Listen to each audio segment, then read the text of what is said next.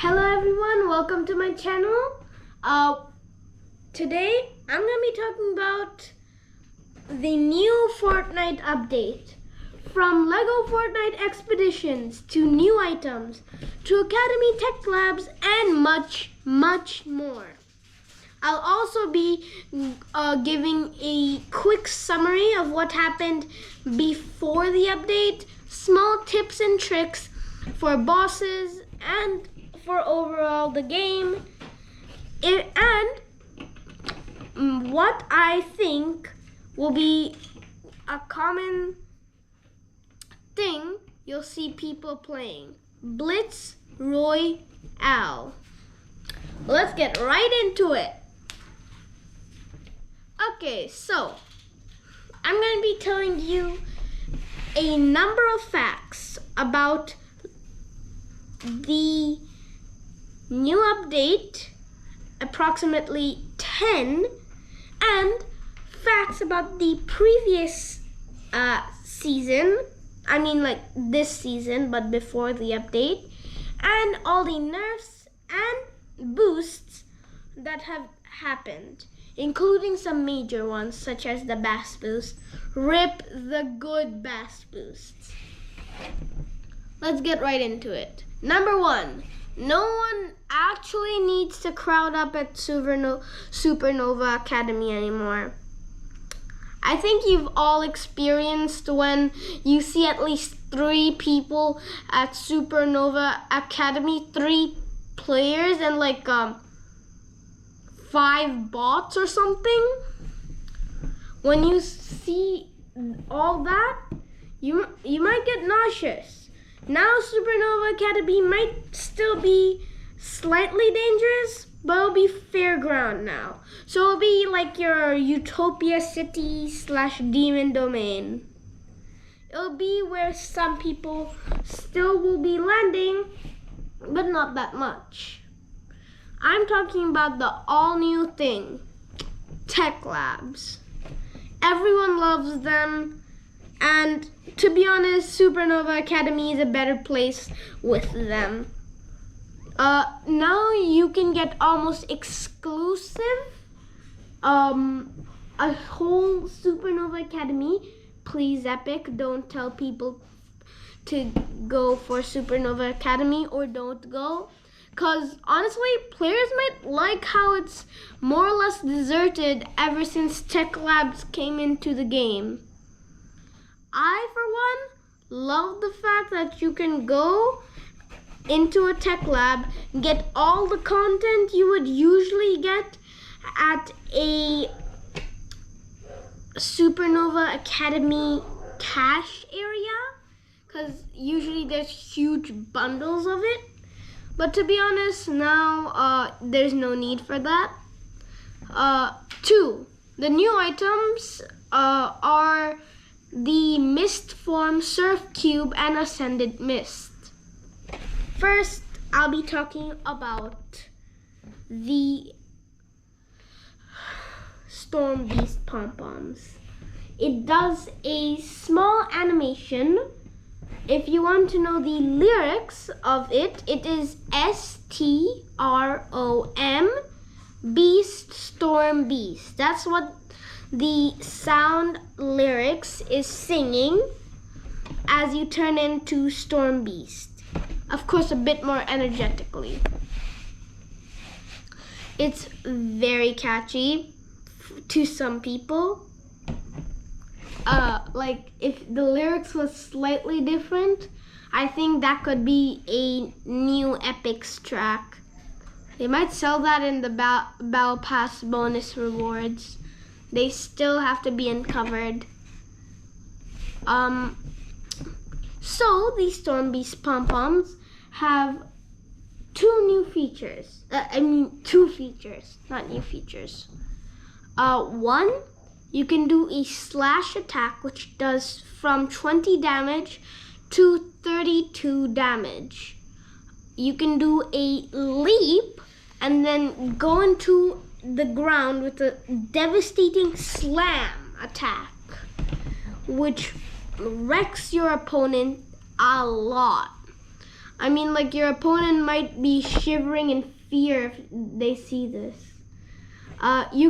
If you want people to still shiver in fear when they look at you, you can get Infinite Storm Beast. Not exactly, but you can get the Storm Beast, aka Haley Sky skin, and with the built-in emote, you can change into Storm Beast. So basically, if people see you, they'll be either running or investigating why you have a spy rifle. And if they're wise enough, they'd be running. Along with the attacks, mobility with Storm Beast is easier. You get a health bonus.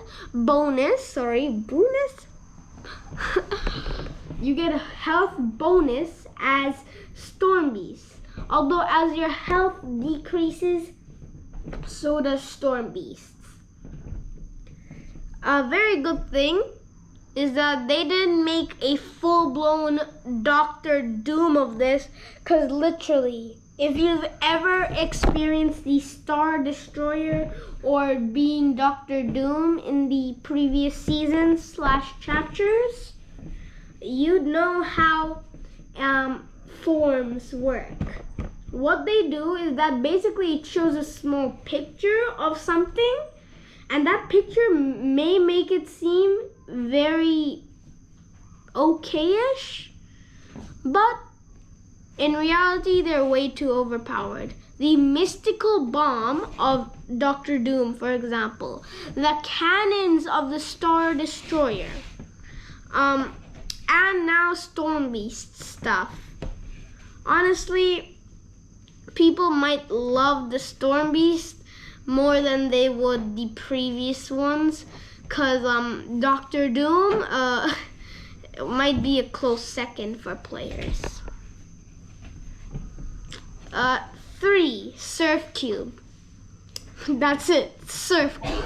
It's a very good way to travel. If you have the speed healer as well as the unstable Frostfire shotgun's effect of Pepper, you still wouldn't be able to get the speed of the Surf Cube. Although very hard to find, some people think it hasn't been properly added.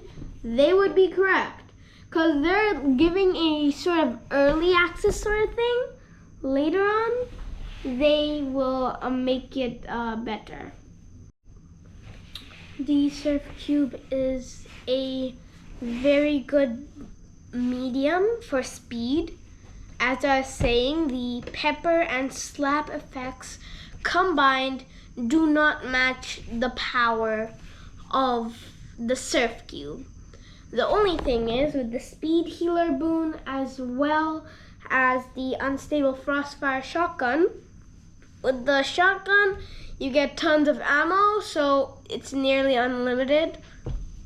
With the speed healer, it is unlimited as long as you have a healing item with you, something like a shield, chug jug, and a way to take damage sometimes. The boons are a very good way if you want to get overpowered, which brings me to my next topic, which is more of a mystery / myth. Are the boons much stronger from the update? Answer, maybe. I'll have to do some digging, because I already researched the amount of power the boons had earlier at S+ rank. The power is pretty good. It's approximately 15 kills per match if you are an average player at S+ rank, with all boons as well as enhancements to them. With the new update though, you might get the same amount of power you'd get at S+ rank at B rank. That's right, B rank. Because believe it or not, if you're lucky enough to get all the boons at B rank, or even 2 of them, you far surpass the power of S+. The 2 boons you would require to become much more overpowered is, of course, the Storm Runner / Caller. I really can't remember what it is, honestly. And the Combat Acrobat, which basically means parkour reloads your weapons, except when I had my weapon in hand, I had 28, mantled 2 times with my Spire Rifle, of course. It was already at full ammo. Me, what is this new power? With the Storm Runner boon, it's always nice to have the Speed Healer boon. Because when you're in the storm, you regenerate shield as well, right? Well, what if I told you that you'd have to focus on health? Because if you were in the storm, the shield regenerating thing would come into action. If you enhance this with Daigo's Medallion, Infernal Defenses, honestly, it's not as good as his drops. If you used his Medallion, along with the Storm Healer thing, whatever, you basically have almost a infinite regeneration of shield while in the storm and outside the storm mostly. So using the Speed Healer boon, if you were to get such a legendary amount of boons / medallion, you would most likely be set for the storm. Let it come for all you care with this loadout. So this brings me to the conclusion that yes, with the new update, since some stuff has been buffed, the boons have also gotten highly buffed. Honestly, the heightened senses boons isn't quite good. It's kind of like one of the people in Free Fire, one of the perks that you can get in Free Fire. So to be honest, marking enemies when hit isn't that special. I mean, for Fortnite, yes, it is really overpowered, maybe, but like once you use it twice, it'll be like you have to have it, but you also don't have to have it. It's not that big of a buff, unlike the others.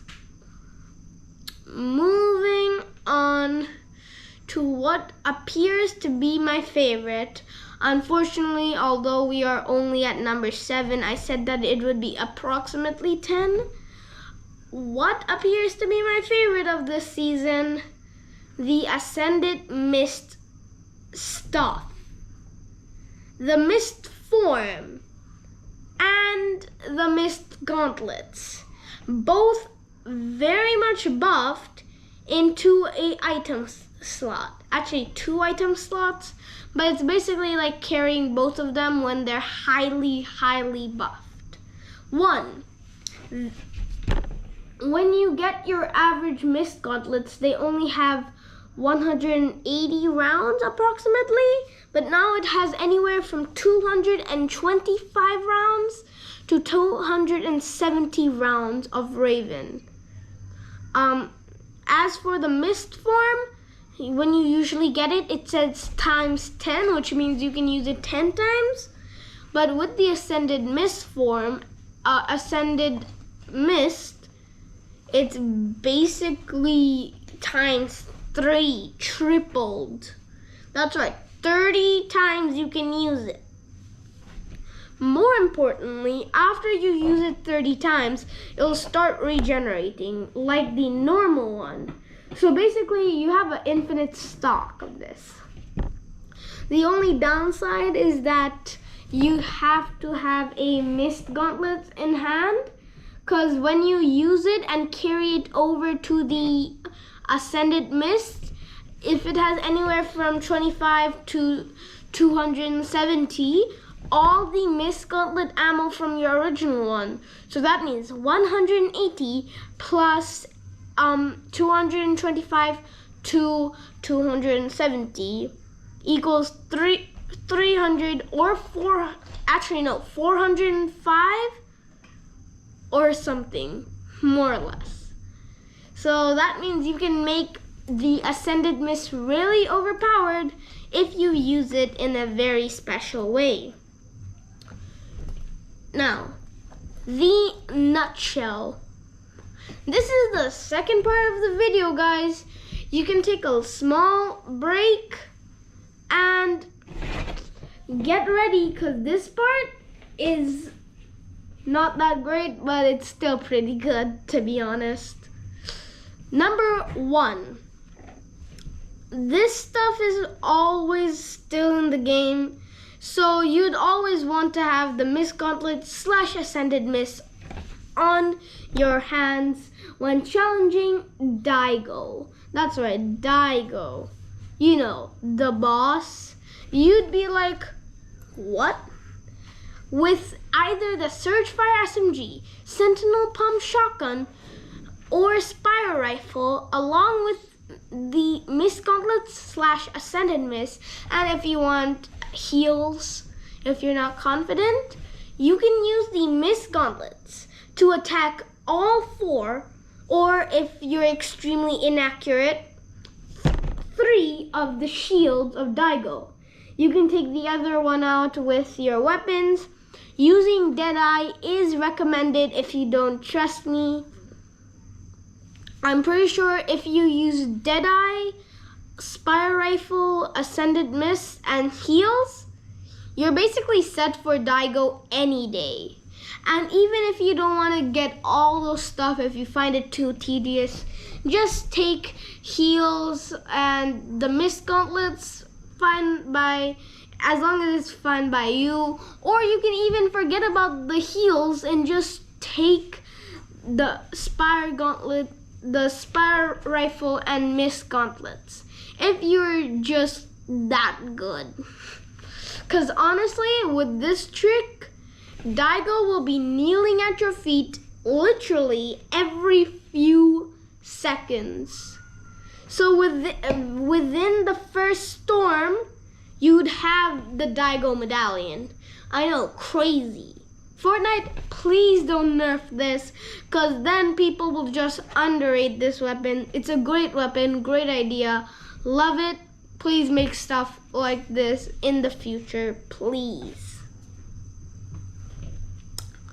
Fact number two. Supernova Academy is pretty overpowered still.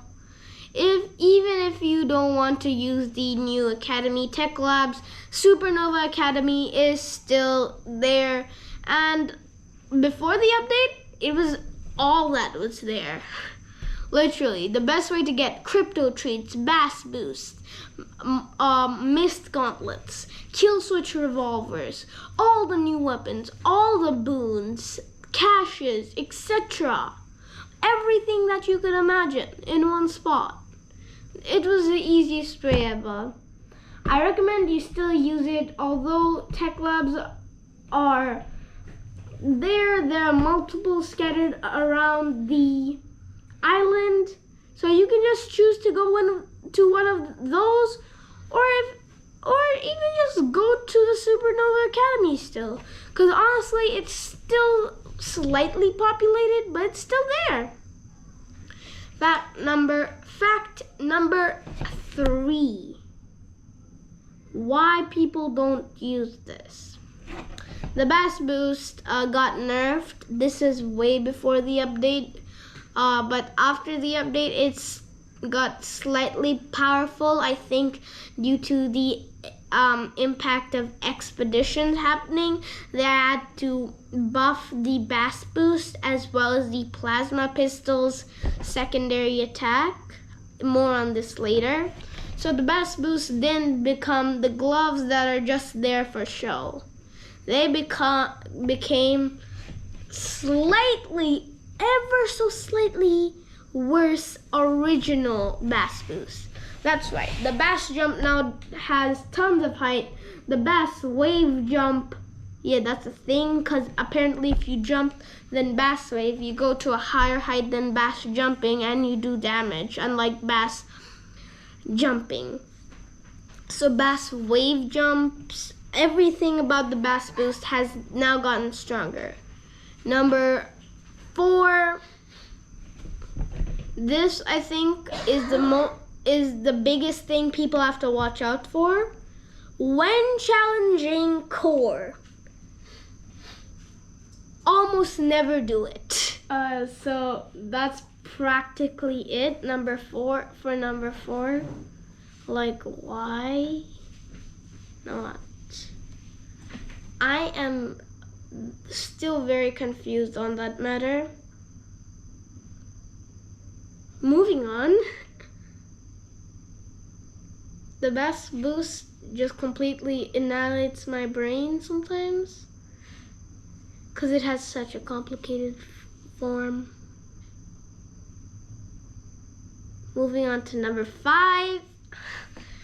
Back in action.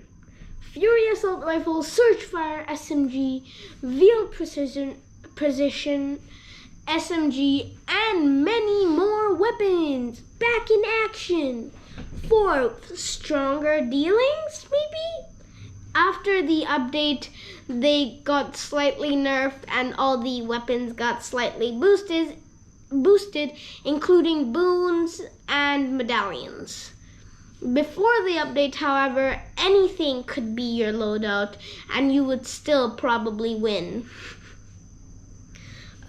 Yeah. These weapons got nerfed, but before the update, they're still pretty good. And now you'd still see people killing each other with the Surgefire SMG and Veiled Precision SMG. It's not something you'd find uncommon or rare. It's still pretty common. You'd see someone doing that business. Fortnite Expeditions. It's almost as good as Blitz Royale, the last part of the video, which I'm going to shortly explain. Fortnite Expeditions, in a nutshell, it's a very good thing if you're playing with your friends. Like practically everything about Lego Fortnite. First, hero classes. You can choose of 3, but your average team should have 4 people. 1 should be the Rift Ripper, a good utility guy for when you need to get out of sticky situations. 1 hunter.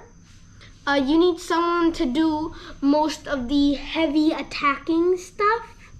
2 shadow callers, because these guys will usually be your people to be the first to the fight, and very good for normal NPC attacks, good against core, good against titans. These guys are basically, along with the hunters, are very good at carrying the team. So you should always group the 2 shadow callers together, because together they can beat everybody in a competition. It's not even a competition at this rate if you have 2 shadow callers. The reason why I chose a hunter and not 3 shadow callers is because there's 3 classes. You should at least have 1 of each class.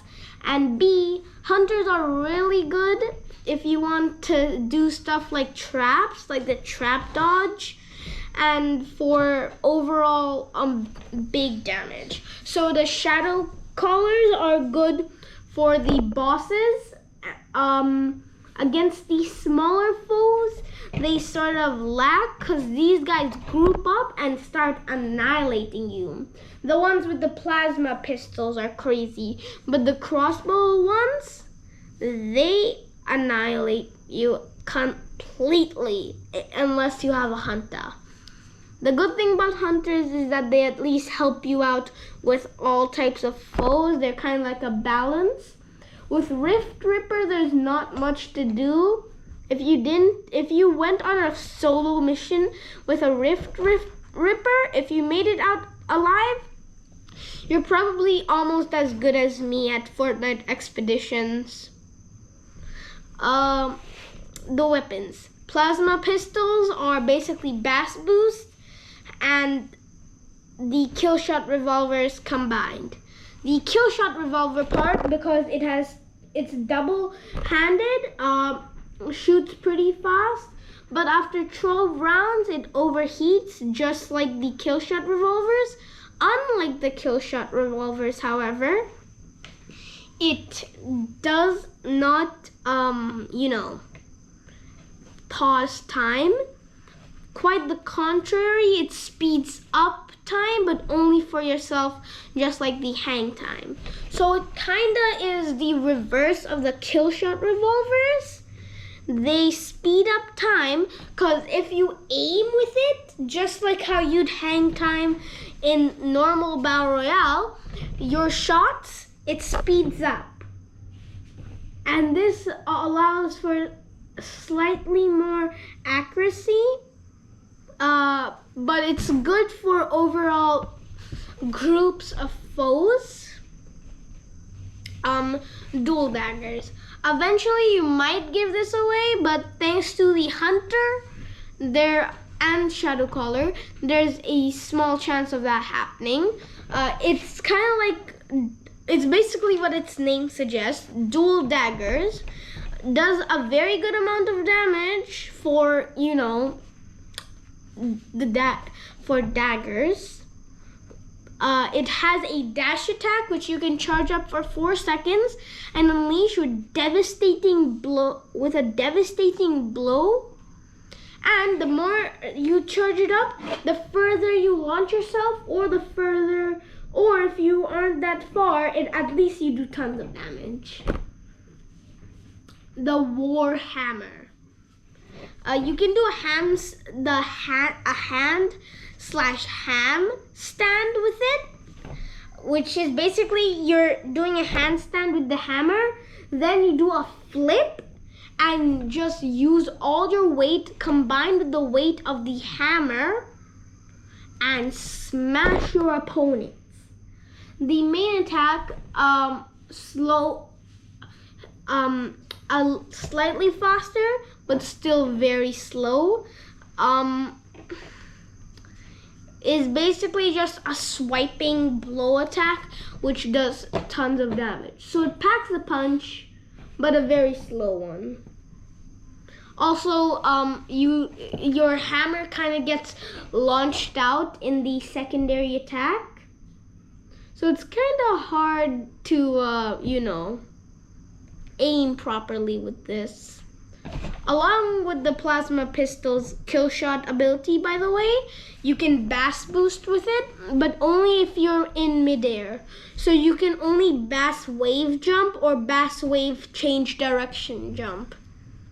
They're my mini nicknames for all the things you can do with the bass boost earlier. Blitz Royale, I'll spare you guys my long lectures about this and keep it short. The week 1, the launch update introduces Golden Llamas, where you can find mythic versions of some of the most famous weapons. In week 2, the avatar comes back, so you can find pagodas throughout the map. There'll be new parts to the map from the season when Avatar got added, last chapter, I believe. last chapter, yeah. It'll add small bits and pieces from the island of chapter 5. Then there are obviously bending scrolls. Like everyone starts with the medallion, you'll also start with a bending scroll in week 2. Week 3, there'll be powerful boss weapons replacing the bending scrolls, unfortunately. The avatar parts of the island will still stay. The pagodas will be in ruins, but technically they'd still be there. And parts of the island of last chapter, because of Thorn's vampiric blade and Hades' chain, those are being added. So of course, like Hades' shrine, except without Hades there. And basically wherever you get your boss weapons, that's when you get your weapons from. Kind of like how you get new bending scrolls in the pagodas. Week 4, Melee Mayhem. That's literally what it's called. All sorts of melee weapons are coming, like Nitro Dawn's fists and all. And the Hades' chain will be replaced by the Blitz Hades' chain, along with the Blitz kneecapper. From week 1, the famous weapons will be coming back, and you'll be adding all sorts of Teenage Ninja Turtle parts and a lot of stuff from last chapter to make a cool, very diverse map. Right now, the map seems small for a reason, but later, although it'll still be small compared to most maps, it'll be way bigger than the original. The reason why it's small is because, as the name suggests, it's just a really fast battle royale. So will you have to make like literally 1,000-meter treks just to get to the safe zone? I don't think so. Or to practically anywhere 1,000-meter treks? No. Now they're shortened to 200 meters, or most of the time less. So that's why the map is relatively small. Thank you guys for listening. Peace. See you later on the channel.